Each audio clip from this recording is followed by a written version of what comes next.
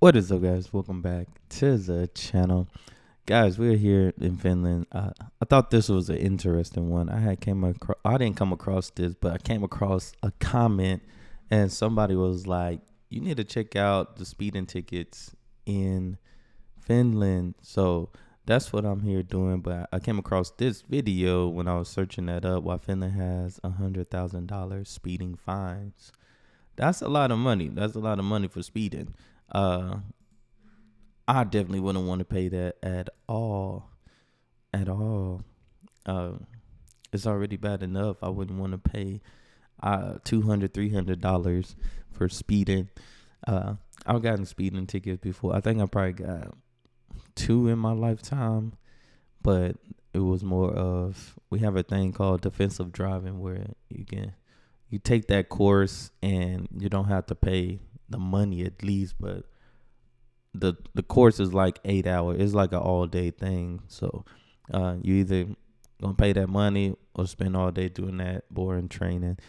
But let's see why. This is, like I said, that's a lot of money for speeding. So let's see what we're talking about. A Nokia executive named Anssi Vanjoki was speeding on his red Harley-Davidson motorbike in Helsinki, Finland. Policemen pulled him over for going 47 miles per hour in a 31 miles per hour zone. Oh, okay. He was fined with a rather expensive ticket, $103,000 to be exact. And more recently, in 2015, a Finnish businessman was caught speeding and had to pay a $60,000 ticket. Okay, that must be because how much the other dude, he was, what did it say? He was over Nokia. They were like, wait, we know who you are. Here's this fine. Another businessman. You have a business, so you probably able to afford this. But that's crazy. That's a lot. Of course, not all tickets in Finland are that pricey. The average speeding ticket is around $500. So why the huge disparity? It's because Finland's fine policy takes more than just crime into account, a policy that other nations have adopted and the United States is considering too. Dang. In the United States, certain minor offenses are charged with a fine at a fixed rate. For example, in Florida, every time someone's caught littering, they are ticketed $100. Some states set minimum and maximum amounts to determine the rates, which allows for more leeway. Dang, 2,000. But Finland's fine policy is based on equity. They're called day fines. Basically, the more you earn, the more you have to pay for minor crimes such as speeding. Dang. Finland was the first country to introduce this type of equity fine in 1921. Sweden followed suit, and then Denmark. The purpose of the day fine system is to equalize the burden of a punishment regardless of income. Not only does the punishment fit the crime, it fits the criminal. This deters wealthy offenders from taking advantage of the law because they have enough money to buy their way out of a crime. Plus, fines based on income make them more manageable for those with lower incomes. That makes sense, but that is crazy. I would hate. Well, no, I ain't gonna lie. I think it's already like that. Now there are some wealthy people. They just get stuff for free. Maybe it's just advertise for a business or something like that, or maybe, a sponsorship deal or something like that. But there are some, like, they pay high dollar for some simple things. So it's like, why not pay for your speeding ticket? If you got $60,000 to pay for clothes, you can pay $60,000 for this speeding ticket that you broke the law doing. Day fine policies are based on a two-step system. That's crazy, though. First, the court decides the severity of the crime using a certain number of days. A worse crime results in a higher amount of days for the offender. Next, the court decides on the daily fine based on the offender's salary. This is where the amount each person pays changes. It's calculated by the number of days the crime is worth, multiplied by the nominal daily fee. The daily fine should be 1/60th of one's monthly income, which is approximately 50% of the offender's daily net income with a reduction of basic needs. For example, offender A and offender B commit the same crime.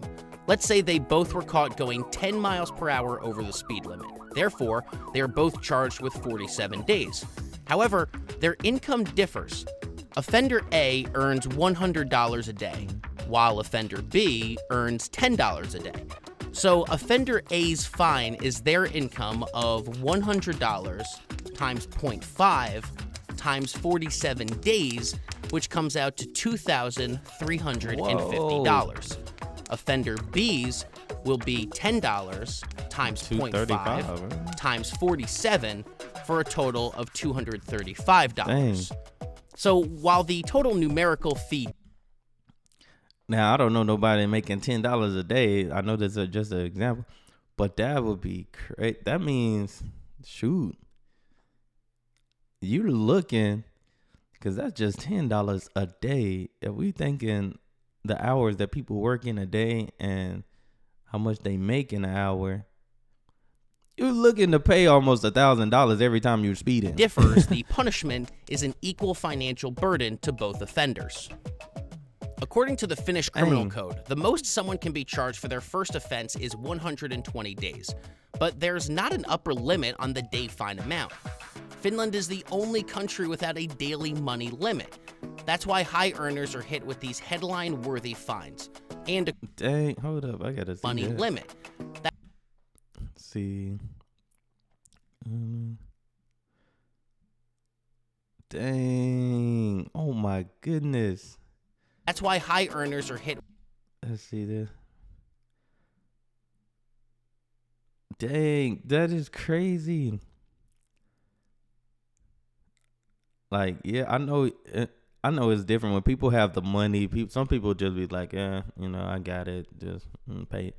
But that's a lot of money to be paying right there off of just going 10 or 20 miles over, or kilometers with over. These headline That is a lot. And according to tax records, the Nokia executive earned about $12.5 million in the previous year, and the businessman made $6.5 million. Oh, yeah. The offender is sentenced to prison or community service only if the fine goes unpaid.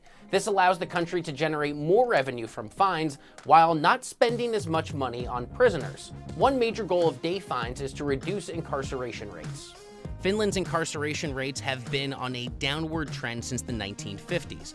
As of 2018, there are only 53 per 100,000 people behind bars.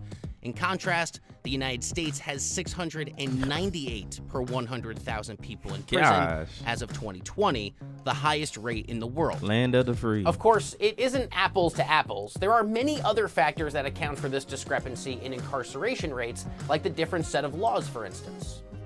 However, other countries that use day fines yield similarly successful results. Germany adopted its own system in 1975. Day fines are the default punishment for most violations, including theft, fraud, and battery. More than 80% of penalties are fined. Following the implementation of the system, the country conducted studies to measure the effectiveness. These proved that fines were more effective than prison in the instance of reconviction rates for offenses like fraud and theft, but not for career criminals. Offenders were more likely to pay their fines too, which generated more revenue. Only about 4% of offenders failed to pay. So if day fines have shown signs of success in other countries, why doesn't the U.S. use them? Well, it's not as if the country hasn't tried. In 1987, the National Institute of Justice launched a day fine pilot program in Staten Island, New York. After 2 years, it resulted in increased revenue, reduced arrest warrants, and reduced costly court appearances. Wow. Other locations also set up short-term day fine systems. From 1991 to 1993, the Maricopa County program in Arizona found that day fines reduced the chance of criminals getting rearrested. But unlike Staten Island and Arizona, the program in Milwaukee, Wisconsin had reduced revenue, and the pilot program ceased. Dang. But it just might not have been the right time. President Ronald Reagan had a notably tough stance on crime that trickled through the American justice system. The rise in crime was not an unavoidable accident. As all of you know, crime today is an American epidemic. Lenient laws and lenient judges have been greatly to blame. He believed the death penalty saves lives, grew law enforcement by 6%, and launched the infamous War on Drugs campaign. These proposals will bring the federal commitment to fighting drugs to $3 billion. These policies were founded on the belief that harsh penalties reduce crime. But would day fines in the U.S. work today? It's hard to say. mostly because the comparison to Finland isn't exactly fair.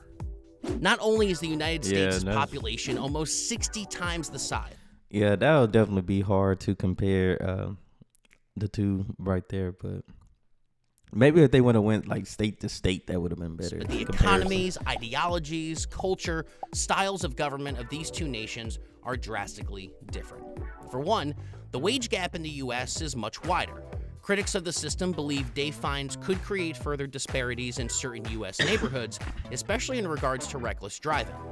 An income-based system might appear to help the poor, but that's forgetting the victims of those crimes. Casey Mulligan, a professor of law at the University of Chicago, suggests that low fines might make crimes more prevalent.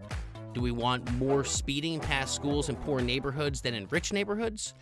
Day fines could also they will definitely get you. One thing I can say, especially in my town, they do not play about those school when it's those school lights, those school times and stuff like that. If you're speeding, like you can't even go one mile over. Like they do not play about those school zones like that at all. They'll get you for going 1 mile over if they see you. Or speeding past don't schools play. in poor neighborhoods than in rich neighborhoods?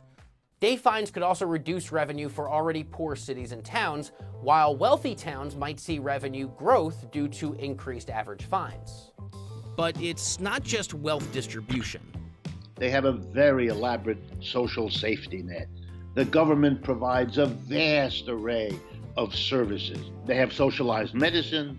They have free education. They basically assume the government is there to serve us. The government is there to make life better.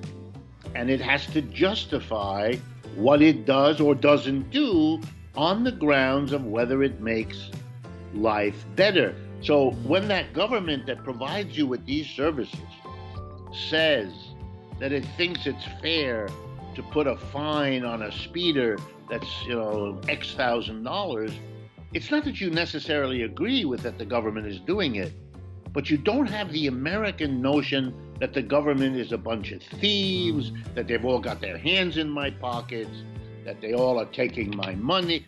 The United States also just has more crime. Compared to most countries, Way more. Finland is a minimal crime place. It is a minimal incarceration place. That's true of Europe in general, but particularly of Finland and the other Scandinavian countries. So it seems to me, I wouldn't want to argue causality, but clearly, if you run your society in a different way, you don't get the anger, the bitterness, the economic inequalities that provoke crime. Recently, Finland adjusted their own fine system. Now, minor crimes such as low-speed speeding and parking will be subject to flat rates, while more dangerous crimes like reckless driving will still be subject to day fines. This change aims to maximize administrative efficiency. I wouldn't want Overall, to drive. it seems unlikely that the U.S. would ever implement its own day fine system. It's just too different. But if you're a Finnish millionaire with a motorcycle, you might don't want have to to think pay. twice about going over that speed limit. Dang. Yeah, I definitely wouldn't want to. Like you said, I've sped before. Sometimes I have to catch myself. When it comes to speeding, I'm not perfect. Sometimes it happens. It happens. It happens to the best of us. Most times. Sometimes my foot get heavy on the gas, but this was good. I'm glad I got to check this out because I didn't know.